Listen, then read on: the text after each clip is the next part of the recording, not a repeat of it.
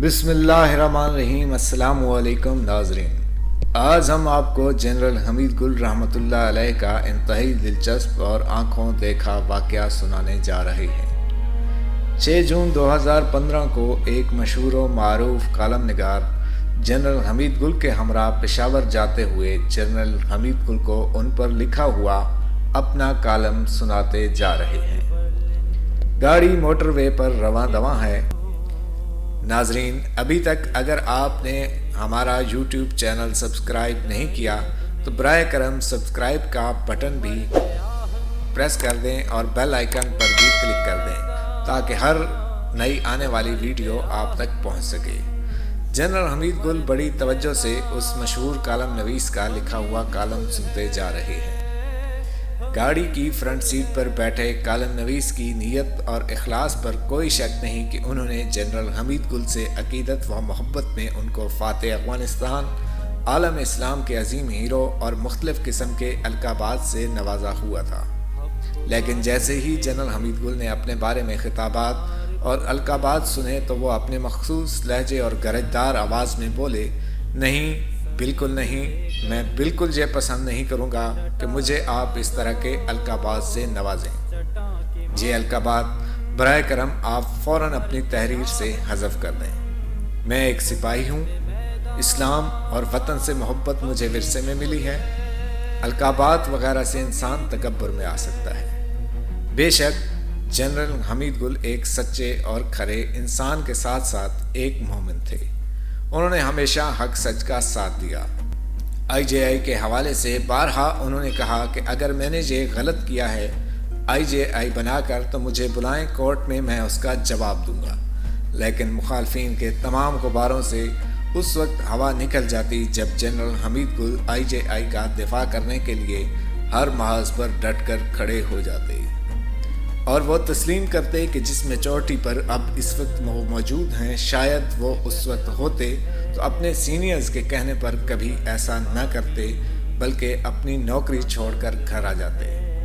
General حمید گل تاریخ کے کرتاس پر ہمیشہ ایسے روشن رہیں گے جیسے چودھویں کا چاند۔ ایک دھیلے کی کرپشن نہیں کی، خود کو ہر وقت احتساب کے لیے پیش کرتے ہیں۔ حمید گل ہے، حمید گل ہے۔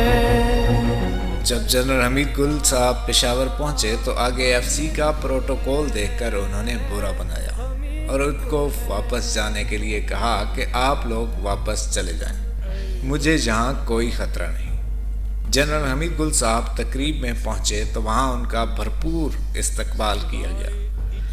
جب وہ کھڑے ہو کر تقریر کر رہے تھے کہ شوگر کی وجہ سے اچانک ان کی طبیعت خراب ہو گئی۔ ایک حیرت مند قوم، ایک حیرت مند دھرتی کے اوپر دنیا کے کوئی طاقت روک نہیں سکتی۔ نہ حمید گل نے بچانا ہے پاکستان کو، نہ ہم نے بچانا ہے سب مل کے، بلکہ ہمارے اللہ نے پاکستان کو بچانا ہے۔ ناظرین، تقریر کرتے کرتے جنرل حمید گل کی آواز مدھم ہو گئی اور لڑکھڑا کر گرنے لگے تو ان کو ڈاکٹر عرفان اشرف صاحب و دیگر نے سہارا دیا۔